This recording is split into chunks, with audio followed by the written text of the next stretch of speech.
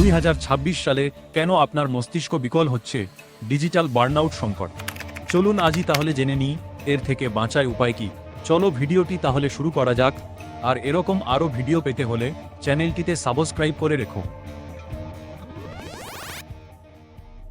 The provocative reality check এর বাংলা অর্থ হল অর্থবাস্তবতার উস্কানিমূলক পরীক্ষা।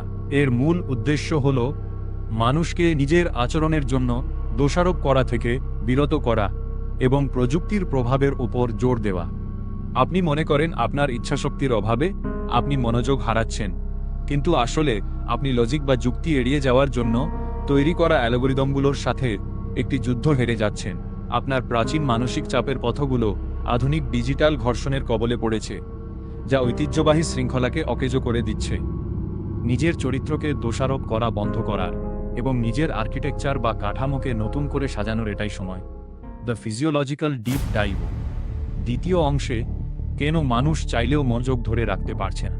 দ্য ফিজিওলজিক্যাল ডিপ ডাইভ শারীরিক ও জৈবিক বিশ্লেষণ। আমরা যখন স্ক্রিনে স্ক্রল করি তখন আমাদের মস্তিষ্ক কি অনুভব করে? একে বলা হয় ডোপামিন লুপ। আমাদের প্রিফ্রন্টাল কর্টেক্স, যা আমাদের যুক্তি এবং পরিকল্পনার কেন্দ্র, সেটি আধুনিক অ্যালগরিদমের কাছে হার মানছে। বিজ্ঞানের ভাষায় এই ডিজিটাল স্ট্রেস আমাদের শরীরকে সবসময় একটি ফাইট অর ফ্লাইট মোডে রেখে দেয়। অর্থাৎ আমরা সবসময় একটি অদৃশ্য বিপদের ভয়ে থাকি, যার ফলে আমাদের শরীর কর্টিসল বা স্ট্রেস হরমোন নিঃসরণ করে।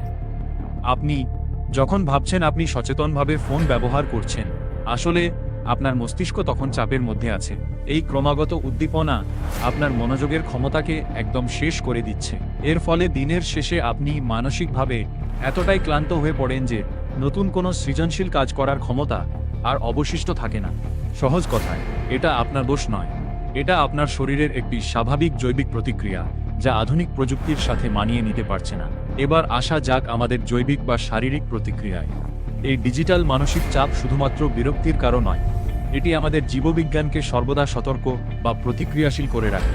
যে ক্লান্তি আমরা অনুভব করি তা আসলে আমাদের সহজাত প্রতিরক্ষার উপর ক্রমাগত চাপের ফল, যা শেষমেশ আমাদের মানসিক স্থিরতা এবং মনোযোগকে গ্রাস করে নেয়। এটা জানা জরুরি যে কেন আমাদের উইলপাওয়ার এই যুগে কাজ করছে না। তৃতীয় অংশে, দ্য সলিউশন ওরিয়েন্টেড ব্লুপ্রিন্ট। তাহলে এর উপায় কি? আমাদের এই ভগ্ন মনোযোগকে ফিরিয়ে আনতে এবং মানসিক স্থিরতা প্রতিষ্ঠা করতে আমাদের প্রয়োজন একটি নতুন কাঠামো। একে বলা যেতে পারে স্থাপত্য ভিত্তিক নকশা। আমাদের ডিজিটাল ও ভৌত পরিবেশকে এমনভাবে নতুন করে সাজাতে হবে যেন বিভ্রান্তি তৈরি হওয়ার আগেই তা দূর করা যায়। এর অর্থ কেবল সচেতনতা নয়, বরং এমন কিছু বাউন্ডারি তৈরি করা যা আমাদের মনকে এই অ্যালগরিদমগুলোর হাত থেকে রক্ষা করবে এবং দীর্ঘায়িত ফোকাস অর্জনে সাহায্য করবে। বন্ধুরা, আজকের ভিডিও ভালো লাগলে চ্যানেলটিকে সাবস্ক্রাইব করে একটি লাইক দিয়ে যেও এবং পাশে থেকে পরবর্তী ভিডিওর জন্য ধন্যবাদ।